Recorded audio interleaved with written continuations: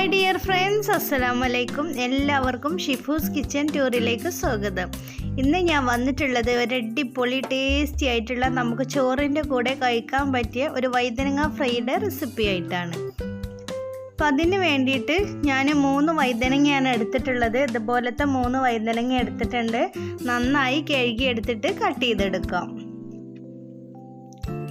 അപ്പോൾ ഞാൻ വഴുതനങ്ങ എല്ലാം ഇവിടെ കട്ട് ചെയ്തെടുത്തിട്ടുണ്ട്. ഇതുപോലെ നീളത്തിലാണ് ഞാൻ കട്ട് ചെയ്തെടുത്തിട്ടുള്ളത്. പിന്നെ ഞാൻ എടുത്തിട്ടുള്ളത് 2 സ്പൂൺ മുളകും പൊടി എടുത്തിട്ടുണ്ട്, 1.5 സ്പൂൺ മഞ്ഞൾപ്പൊടി, ആവശ്യത്തിനുള്ള ഉപ്പ്, 2 സ്പൂൺ കോൺഫ്ലവർ. ഇത് വെച്ചിട്ടാണ് ഇന്ന് നമ്മൾ നമ്മുടെ വഴുതനങ്ങ മസാല പിടിപ്പിക്കുന്നത്. അപ്പം അതിന് വേണ്ടിയിട്ട് നമുക്കിതുപോലെ ഒരു തട്ടിലേക്ക് നമ്മുടെ മസാല എല്ലാം ഇട്ട് കൊടുക്കാം. ഇനി 1 സ്പൂൺ വിനാഗിരി ഒഴിച്ചു കൊടുക്കാം. അപ്പോൾ ഇതുപോലെ നിങ്ങളെല്ലാവരും ട്രൈ ചെയ്ത് നോക്കണം, നല്ല ടേസ്റ്റാണിത്. ഇനി നമുക്ക് കൈ വെച്ചിട്ട് തന്നെ ഇതുപോലെ നല്ലതുപോലെ ഒന്ന് മിക്സ് ചെയ്തെടുക്കാം. ഇനി നമുക്ക് കുറച്ച് വെള്ളം ഒഴിച്ചിട്ട് ഇത് മിക്സ് ചെയ്തെടുക്കാം.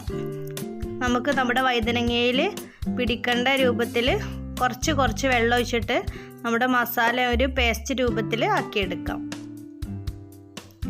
നമ്മുടെ മസാല ഇപ്പോൾ ഇവിടെ റെഡി ആയിട്ടുണ്ട്. ഇനി നമുക്ക് നമ്മൾ നുറുക്കി വെച്ചിട്ടുള്ള വഴുതനങ്ങ ഇതുപോലെ ഇതിലേക്ക് ഇട്ട് കൊടുക്കാം.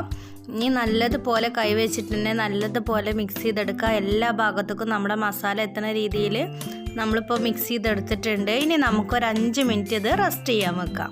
എന്നിട്ടാണ് നമ്മളിത് ഫ്രൈ ചെയ്തെടുക്കുന്നത്. ഇപ്പോൾ നമ്മൾ വെച്ചിട്ട് 5 മിനിറ്റ് കഴിഞ്ഞിട്ടുണ്ട്. ഇനി നമുക്കിത് ഫ്രൈ ചെയ്ത് എടുക്കാം. അപ്പോൾ അതിന് വേണ്ടിയിട്ട് ചൂടായ പാനിലേക്ക് ഞാൻ വെളിച്ചെണ്ണയാണ് ഒഴിച്ച് കൊടുക്കുന്നത്. ഇനി എണ്ണ ചൂടായിട്ട് വരുമ്പോൾ നമുക്ക് നമ്മുടെ വഴുതനങ്ങ ഓരോന്നായിട്ട് നമുക്കിതുപോലെ ചട്ടിയിലേക്ക് ഇട്ട് കൊടുക്കാം. അപ്പോൾ എൻ്റെ ഈ ചാനൽ ആദ്യമായിട്ട് കാണുന്നവർ നിങ്ങൾക്ക് ഇഷ്ടപ്പെടുകയാണെങ്കിൽ സബ്സ്ക്രൈബ് ചെയ്യണം, ലൈക്ക് ചെയ്യണം, ഷെയർ ചെയ്യണം. പിന്നെ ബെൽ ബട്ടൺ എനേബിൾ ചെയ്യാൻ മറക്കരുത്. ഇനി നമുക്കിതുപോലെ മുഴുവനായിട്ട് നമ്മുടെ വഴുതനങ്ങ ഇതുപോലെ ഇട്ട് കൊടുക്കാം.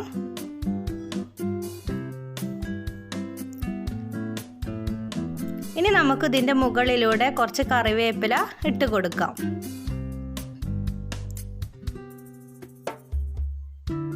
കറിവേപ്പില ഇതുപോലെ ഇട്ട് കൊടുത്താൽ നമ്മൾ ഫ്രൈ ചെയ്യുന്നതിനൊരു പ്രത്യേക ടേസ്റ്റാണ്. അപ്പം നമ്മൾ എന്ത് ഫ്രൈ ചെയ്യുകയാണെങ്കിലും ഇതുപോലെ നമ്മൾ കറിവേപ്പില ഇട്ട് കൊടുക്കുകയാണെങ്കിൽ ഒരു പ്രത്യേക ടേസ്റ്റാണ്.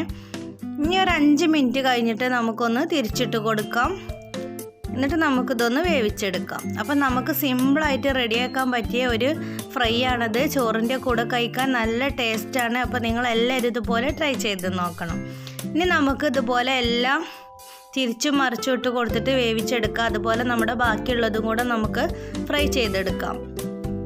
അപ്പോൾ നമ്മുടെ വഴുതനങ്ങ ഇവിടെ നല്ലതുപോലെ ഫ്രൈ ആയി വന്നിട്ടുണ്ട്. ഇനി നമുക്ക് പ്ലേറ്റിലേക്ക് മാറ്റാം.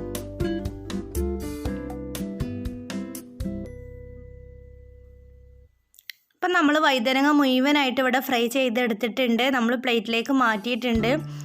കണ്ടില്ലേ, നല്ലതുപോലെ ഫ്രൈ ആയിട്ട് വന്നിട്ടുണ്ട്. നല്ല സോഫ്റ്റാണ്. നമുക്ക് ചോറിൻ്റെ കൂടെ കൂട്ടി കഴിക്കാൻ നല്ല ടേസ്റ്റാണ്.